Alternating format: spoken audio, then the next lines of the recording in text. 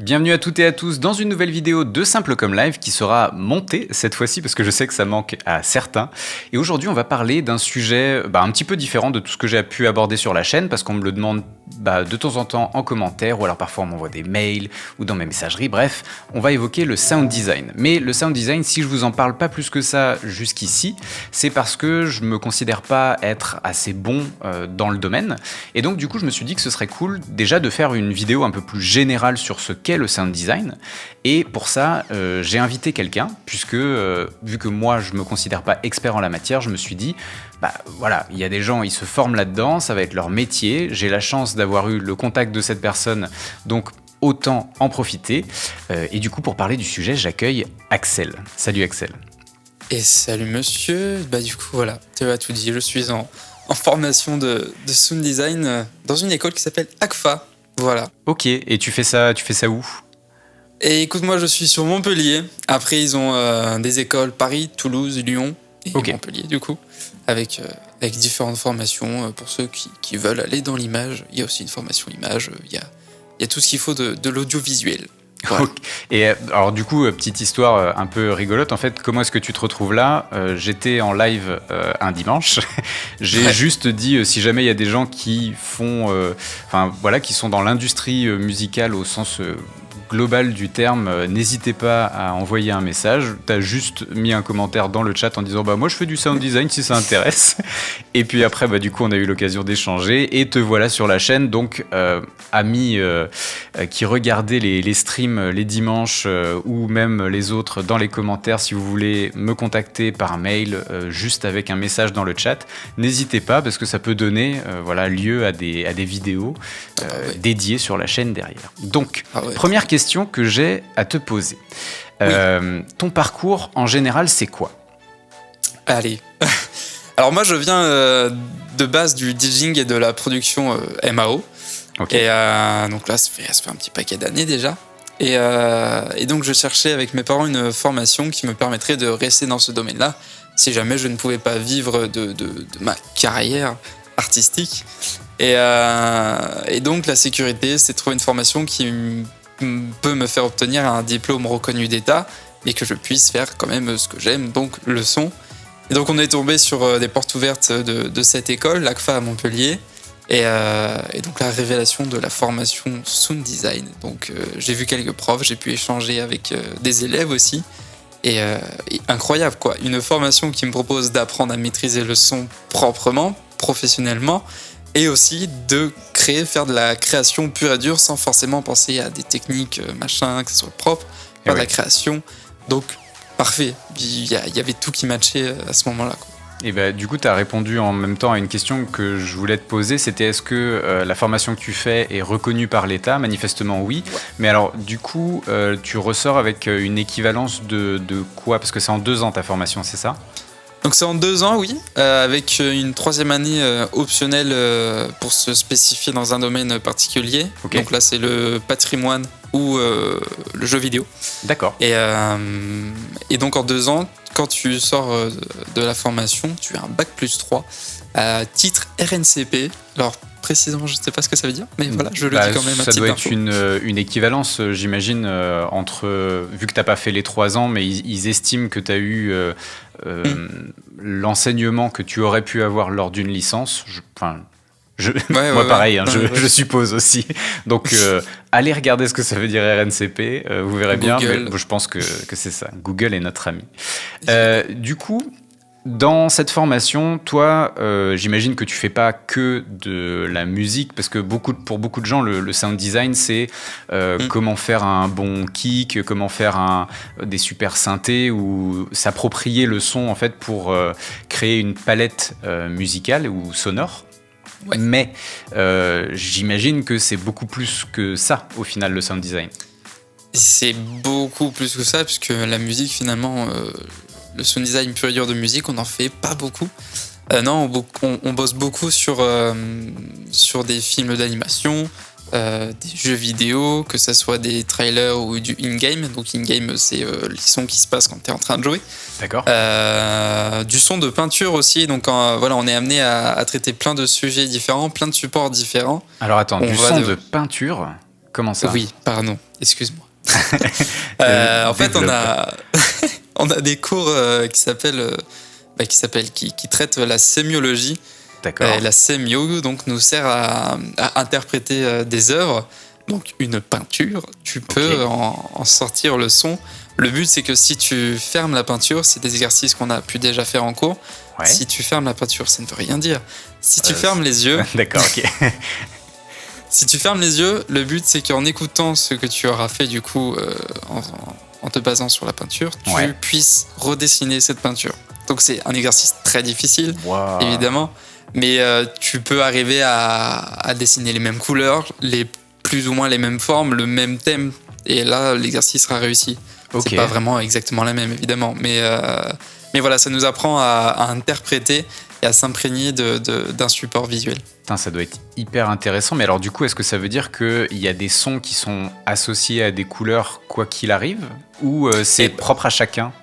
Eh ben, aux portes ouvertes, figure-toi que le prof s'amuse à nous faire écouter des sons qui ont été faits par des élèves des années précédentes. Et en fait, ce son correspond à une couleur et il te demande, alors, ça te fait penser à quelle couleur? Donc évidemment, aux portes ouvertes, tu te trompes complètement. Mais après que tu aies intégré la formation, tu vas faire ce genre d'exercice. Et c'est très, très, très intéressant. Parce que tu t'imagines une texture en tête, tu interprètes la couleur qu'on t'aura donnée. Ouais. Et personnellement, c'était vert médical. Vert médical, donc vert d'hôpital en gros. Ouais, vert médicinal, très triste comme vert. Ok, ouais. Et alors du coup, là, je réfléchis en même temps, mais ça veut dire que potentiellement, quand tu maîtrises ça, et que tu as une identité graphique, j'essaie de rattacher un petit peu au monde de la musique, quand tu as une identité graphique dans la musique, ou alors à l'inverse, quand tu as déjà une palette sonore qui fait ton style en fait musical, ça veut dire que de là tu peux en extraire une identité graphique pour un projet, ou alors à l'inverse, si tu es un peu plus graphiste et que tu étudies ce qu'on t'a donné ou ce que toi t'as fait, tu peux peut-être en fait adapter ou créer des sons qui vont être en rapport avec ce que t'as déjà, mais visuellement. Exactement. Je pense qu'on a tous un peu le même réflexe. Si tu vas à un concert chill par exemple, tu vas t'attendre à des lights très calmes, mais de couleur un peu bleue, un peu sereine. Alors que si tu vas à un concert bass music, là ça va être rouge éclatant, qui tabasse. Ouais, faut exciter les taureaux quoi. Voilà, exactement. Donc voilà, finalement, on a déjà un peu cette fibre-là. Mais oui, ça sert pour des supports, des identités visuelles que pourrait avoir un artiste. Ouais, ok. Et donc, du coup, là, tu vois, tu me parles de lumière. Les différents métiers qu'on peut imaginer faire après avoir étudié le sound design en fait. Quand tu seras toi diplômé sound designer official, du coup à quoi tu peux prétendre comme corps de métier, puisque tu m'as dit qu'il y avait beaucoup plus que la musique au final. Ouais, il y a beaucoup de métiers, beaucoup de débouchés de cette formation comparé à ce qu'on pourrait penser, je pense. Écoute, tu peux être autant un technicien en radio, un technicien plateau sur tournage de séries ou films, que assistant ingénieur son, que même sound designer pur et dur dans une boîte de jeux vidéo par exemple. Il y en a qui sont en CDI permanent. Enfin voilà, il y a plein de corps de métiers différents. Et en plus, avec ce que tu vas apprendre, tu vas aussi pouvoir peut-être découvrir d'autres métiers encore un peu plus niche. Ok. T'aurais un exemple de métier niche ou pas spécialement là comme ça de tête? Bruiteur. Bruiteur, je pense que ça pourrait... Alors, il n'y en a pas beaucoup en France, il y en a vraiment très peu. En tout cas, des bons. Mais du coup, un sound designer va utiliser les samples qu'aura fait un bruiteur sur un film, par exemple. Et donc, peut-être que, en ayant des contacts avec lui, en apprenant un peu le métier dans son coin, un sound designer aurait peut-être migré vers aussi le bruitage. Ok. Et alors, du coup... Toi, tu as fait le choix de passer par une école, donc déjà parce que tu m'as dit que pour toi, c'était important d'avoir un diplôme reconnu par l'État, ce qui est tout à fait compréhensible, parce que ça doit grandement simplifier, j'imagine, la recherche de boulot derrière. Et mais si on mettait entre parenthèses le fait que ce soit un diplôme d'État, on admet que c'est pas la priorité et on a envie de se former sur le sound design. Pour toi, est-ce qu'il y a une vraie plus-value à passer par une école comme celle dans laquelle tu es, ou est-ce que tu penses que avec à l'heure d'Internet et toutes les ressources qu'on peut trouver en ligne, est-ce que tu penses que si quelqu'un s'y mettait vraiment, il pourrait du coup apprendre ne serait-ce que les grosses bases et même devenir niveau intermédiaire presque pro de son côté? Ou alors il y a vraiment besoin quand même d'être en présentiel, d'avoir des profs qui sont spécialistes là-dedans ou... Eh ben... Tu pourrais apprendre beaucoup de choses, j'en suis persuadé. C'est rempli maintenant, tout ce qui est YouTube, c'est blindé de très bonnes choses. Personnellement, j'ai jamais appris avec YouTube, ça n'a jamais été mon premier réflexe. Donc voilà, je pense qu'il y a deux camps. Il y a ceux qui sont nombreux d'ailleurs. Il y a ceux qui vont apprendre beaucoup de choses avec YouTube, et ça c'est top. Et il y a ceux comme moi qui vont vouloir avoir quelqu'un en face à qui poser des questions dans la minute qui suit, qui vont vouloir avoir des références. On avait un prof qui a tenu un studio gigantesque, très reconnu sur Nice, qui a fait 20 ans de studio, qui a accueilli des personnes comme U2 dans les studios. Ah oui. Donc qui a la connaissance aussi du hardware. Donc voilà, qui sait apporter des connaissances. Je ne cite que lui, mais tous mes autres profs ont tous un passé différent et c'est tellement enrichissant. Donc il y a ça, il y a les contacts aussi que tu peux te faire en école. Entre élèves qui pourraient monter une entreprise en sortie d'école ensemble. C'est souvent l'argument qui revient d'ailleurs, c'est le réseau. Tu peux pas le faire quand tu es tout seul chez toi devant ton écran, quoi. Surtout le SD qui est un peu un métier de l'ombre. Personne ne voit un SD à part dans les crédits d'un film. Alors je dis ça pour les gens, SD du coup c'est sound design. Parce que la première fois aussi quand on parlait en off, j'étais là, il me parle de carte SD, je sais pas. Mais donc voilà, SD, sound design.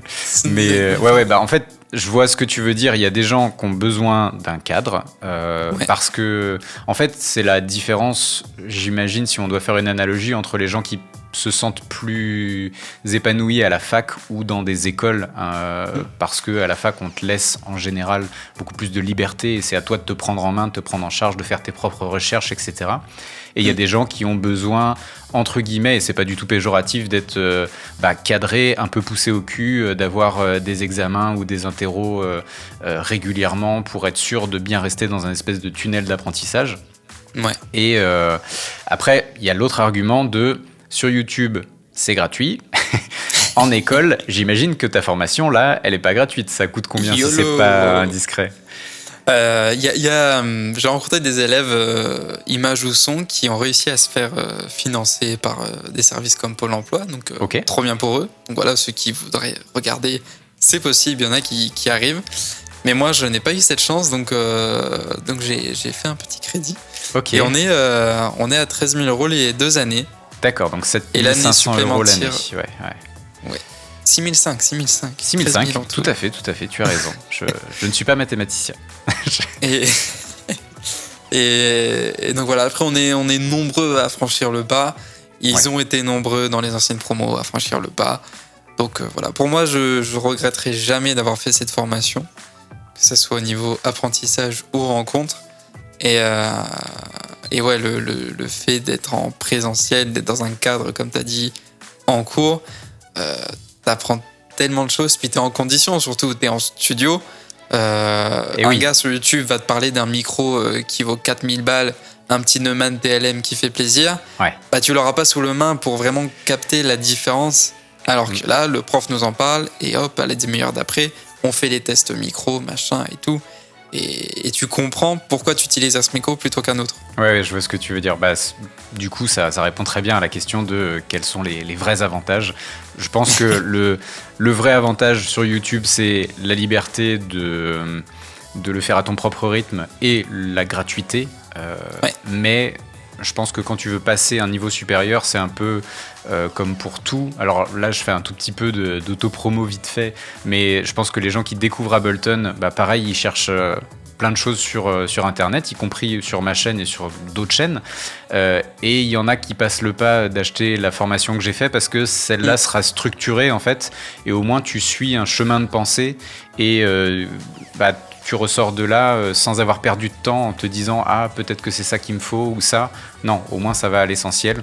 Et j'imagine que c'est la même chose quand tu fais ta formation, juste à un niveau bien plus avancé, évidemment. Exactement, tu as très bien résumé. Merci, on essaie. Mais du coup, tu nous disais que tu étais également artiste, donc ton nom d'artiste, déjà, c'est quoi ? C'est LODJAX, le logo s'affiche maintenant. Ouais, je vais mettre ça au montage, je mettrai ta page Spotify du coup. Et est-ce que, du coup... on va essayer de recentrer un petit peu sur la musique, du coup, le sound design. À l'heure de Splice, de Arcade et d'autres services avec des ressources quasi infinies, c'est quoi l'importance réelle du sound design dans la production musicale pour toi à l'heure actuelle ?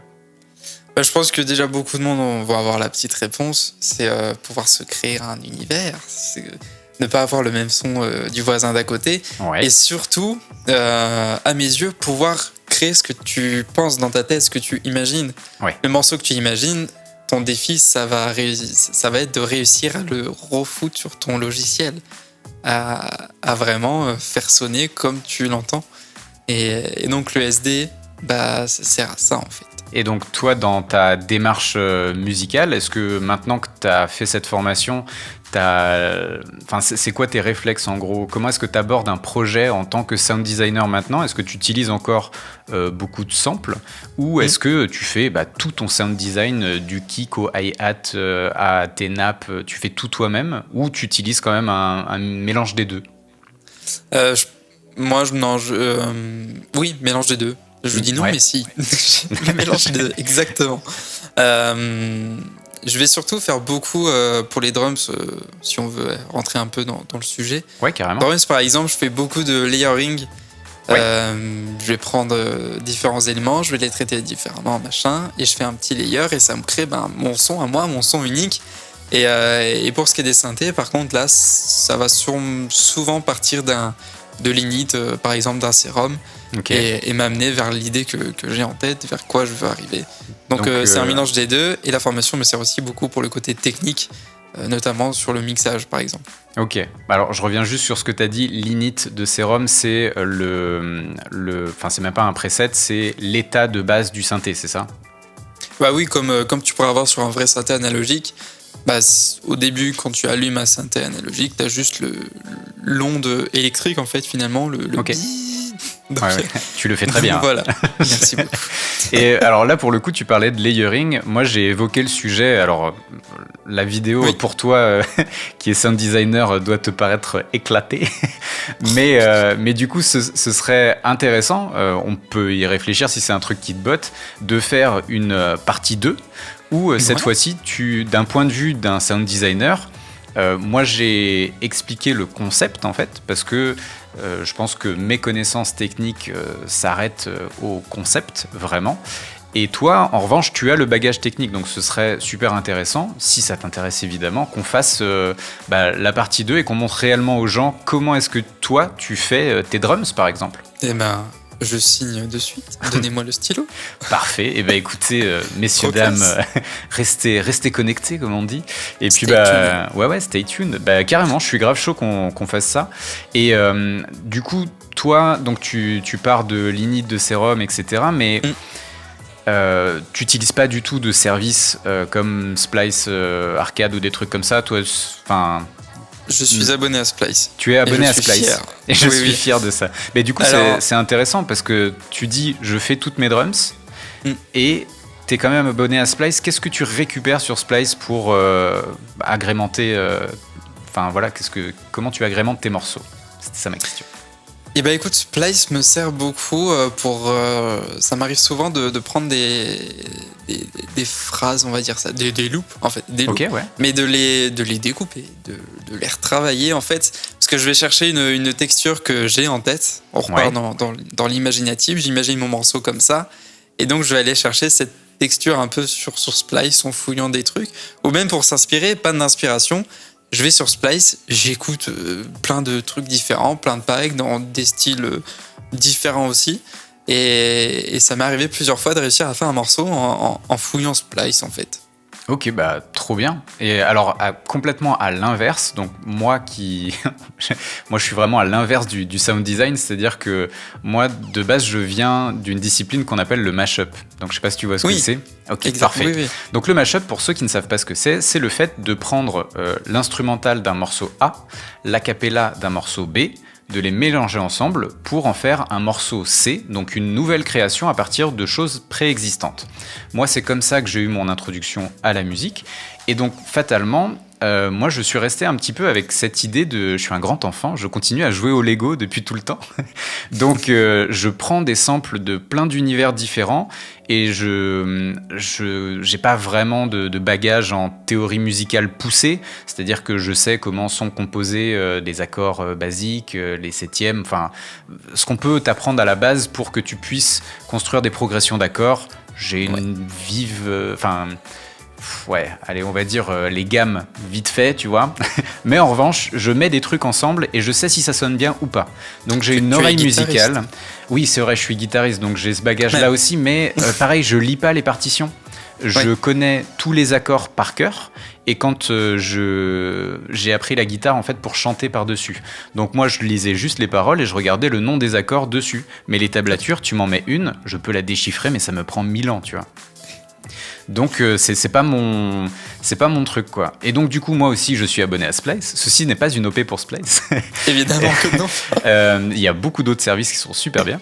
Mais du coup moi ce que je fais c'est que je prends des samples de plein d'univers différents, j'en fais un espèce de méga patchwork et souvent je viens quand même rajouter soit une basse ou alors des nappes, un pad, des synthés pour m'approprier un petit peu tout ce mélange. Mais je suis un peu à l'antithèse de toi dans le sens où je ne design quasiment rien parce que souvent aussi je pars de presets ou ce genre de choses. Donc moi je voulais avoir l'avis d'un sound designer. Qu'est-ce que toi tu penses de cette façon de faire? Est-ce qu'il y a une façon de faire qui est mieux qu'une autre ou alors on s'en fout, c'est de la musique et éclatons-nous? Bah il y a plus trop de façons de faire. Je pense que c'est surtout les éléments, par exemple, si quelqu'un va pécho que des éléments de pack de son déjà faits, déjà traités, tout beau, tout propre, c'est surtout ce qui va en faire qui va être important et qui va pouvoir créer son identité en fait. Donc, même s'il sound design pas pur et dur, il peut arriver à créer son univers à partir de packs de son déjà tout prêt. Je suis pas du tout contre ça. Hein. J'ai déjà fait des morceaux, je pense, sans designer quoi que ce soit. Enfin, je ne saurais pas. Mais donc voilà, j'ai pas de camp. Pour moi, il n'y a pas de meilleure façon. Ok. Tant qu'on s'approprie le son, en fait. Ouais, donc il y a quand même une notion d'appropriation du son qui est vraiment importante pour toi, mais ça, j'imagine, c'est une déformation aussi de l'amour du sound design.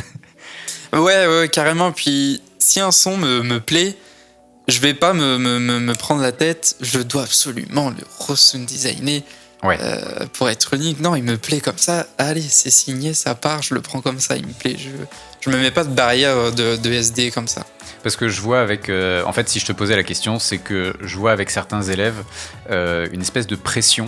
Parce que je donne des cours particuliers aussi, et de temps en temps, il y en a qui sont là, oui, mais ce son, c'est pas moi qui l'ai fait, donc du coup, c'est pas valide, tu vois. Okay, en fait, moi, j'ai tendance à déculpabiliser les gens de ça, dans le sens où je me place ni d'un point de vue d'un producteur, ni d'un point de vue d'un sound designer, ou des gens qui sont dans le métier directement, ou qui ont ce bagage technique, qui comprennent comment sont faits les morceaux. Moi, j'essaye de me placer du côté de l'auditeur, et je pense que si on se décale comme ça, on sera d'accord que la personne qui ne connaît rien au logiciel de musique, elle s'en tape en fait de comment totalement. Ça a été fait le son. Oui, totalement. Donc c'est plus quelque chose qui... c'est pour se faire valider par ses pairs, entre guillemets, mais est-ce que c'est si important que ça ? C'est une question que je laisse en suspens comme ça. Mais voilà, bah oui, voilà, il n'y a pas de réponse unique. Mais donc du coup, tout à l'heure, tu nous disais aussi que ta compréhension du sound design maintenant et ta formation, ça t'a permis en fait de devenir meilleur dans plusieurs domaines de la production musicale. Donc tu as pu les appliquer directement à ton projet et notamment dans le mixage en fait, puisque tu nous disais qu'on pouvait finir assistant ingénieur du son. Oui. La seule raison pour laquelle on dit assistant, si je me plante pas, c'est juste parce qu'on n'a pas le titre d'ingénieur du son. Bah oui, on n'a pas fait d'études d'ingénieur, donc on va pas choper le titre en faisant 2 années d'études. Ok, mais du coup, toi, quand tu te mets devant un projet musical, donc dans ta session à Ableton, tu as quand même le sentiment d'avoir assez de bagages techniques pour savoir exactement ce que tu fais et surtout rendre quelque chose de propre, parce que moi j'ai déjà entendu ta musique. D'ailleurs, je vous encourage tous à aller faire un tour sur le Spotify du monsieur et vous pourrez juger par vous-même, hein, c'est extrêmement qualitatif. Donc, ce qui veut quand même bien dire que certes, tu n'es peut-être pas ingénieur du son et donc formé à toutes les éventualités que peut rencontrer un ingé son et tout ce tous les outils qu'il doit maîtriser dans plein de domaines différents, parce que c'est pareil, l'ingénierie du son, au final, ça couvre énormément de choses. Mais toi, pour de la production musicale, c'est quand même suffisant, entre guillemets, j'ai envie de dire. Par contre, on est très complet. On peut vraiment faire des choses très très propres avec la formation qu'on a. Faut bosser, faut être sérieux et on arrive à des résultats très clean. Et il y a d'ailleurs même largement l'évolution possible. Hein. Souvent, nos profs nous disent tiens, on a eu des nouvelles d'un ancien élève.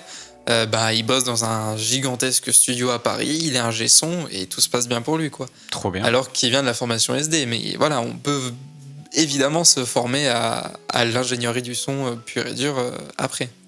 Eh écoute, franchement, merci. Là, je vois du coup l'heure qui tourne. Je me dis que pour les gens qui nous regardent, ça fait peut-être un petit peu long, mais en même temps, c'est hyper intéressant. Donc, on va peut-être clôturer avec une ou deux questions. Ouais. Est-ce que tu pourrais, pour les gens qui ont kiffé le sujet, nous lancer quelques termes ou sujets propres au sound design pour que les gens en fait puissent se renseigner un peu sur des concepts de base à la suite de la vidéo? C'est quoi l'essentiel pour toi, quand tu commences le sound design, tu t'intéresses à quoi en premier? Le souci du détail, pour moi, c'est très important. Je suis très très rigoureux là-dedans. Je fais attention vraiment à tout. Je pense par exemple, bon là c'est pas musical, c'est sur des films, mais je suis très dans la précision de bien entendre chaque son. Donc le souci du détail, layering. Le layering et tout, mais quand tu dis le souci du détail, je pense que si on cherche ça sur YouTube, c'est pas forcément évident. Oui. Donc on va dire un sujet qui serait peut-être traité un peu plus largement. Le layering pour toi, du coup, tu penses que c'est un bon point de départ? Très bon point de départ, oui, parce que même si on ne saura pas forcément créer un kick à partir de rien, on peut layer plusieurs kicks, on peut prendre l'attaque d'un kick, le sub d'un autre, la texture un peu noise de rec de vinyle d'un autre kick. On a 3 kicks différents, mais on a créé notre kick qui sera unique puisque personne ne pourra refaire exactement la même chose. Ok, donc on va rester sur ce terme-là. Le layering, allez, vas-y, on en donne un autre terme que les gens pourraient chercher derrière le layering. Là, je te prends un peu de cours. C'est chaud de ouf ça. Parce qu'au final, tout part du layering pour toi. Enveloppe ADSR. Ah, l'enveloppe ADSR. Alors, si on peut dire vite fait à quoi ça correspond. C'est l'attaque, le decay, le sustain et la release. Et donc, ce sont 4 paramètres qu'il est très important de comprendre pour savoir comment est-ce qu'on va pouvoir sculpter un son, c'est ça? Exactement. Et c'est la base en fait de la création de n'importe quel son dans des synthés, dans tout en fait, j'ai l'impression. Et puis c'est un outil que je trouve personnellement incroyable parce qu'on peut transformer des trucs. Et oui. Ouais, c'est vrai, tu peux partir d'un kick et se retrouver avec une basse au final. Oui, voilà, c'est complètement modulable. Enfin, moi je kiffe. Ok, trop cool. Et allez, je te laisse avec une dernière question qui va bien te prendre de court. Si tu devais donner ta définition du sound design, ce serait quoi?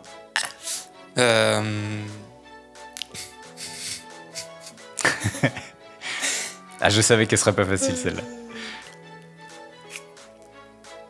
Musical, hein, on est d'accord. Oh, musical ou autre, parce qu'au final, avec ce qu'on a vu dans cette vidéo, ça touche quand même à énormément de domaines. J'aurais envie de dire réinterprétation ou interprétation d'un imaginaire. Ok, bah, c'est propre, elle est belle celle-là. Bah écoute, en tout cas, Axel, merci beaucoup d'avoir pris le temps et de m'avoir fait l'amitié de partager ce moment avec nous. Et puis, pour ma part, on se retrouve quand j'ai un autre sujet de vidéo, hein. On se retrouve de toute façon tous les dimanches en live, ça ne bouge pas. Et puis pour ce genre de vidéo qui sera, je sais pas, je vais expérimenter d'autres concepts. Peut-être il y en aura des plus courtes. Là, je trouvais que l'occasion se prêtait bien à faire une vraie grosse vidéo. Donc peut-être qu'il y en aura d'autres comme ça. Et puis après, on a parlé du fait de faire la part 2 de toute façon de la vidéo sur le layering. Donc parfait. On se retrouvera le plus vite possible avec des vidéos du style sur la chaîne YouTube. En attendant, je vous le rappelle, tous les dimanches en live à partir de 20h. Donc n'hésitez pas à passer faire un coucou. Comme vous voyez, au final, Axel est passé faire un coucou et se retrouve sur la chaîne. Donc vous n'êtes pas à l'abri que ça vous arrive également. En tout cas, moi je vous fais des petits bisous et je vous dis à la prochaine. Ciao, ciao.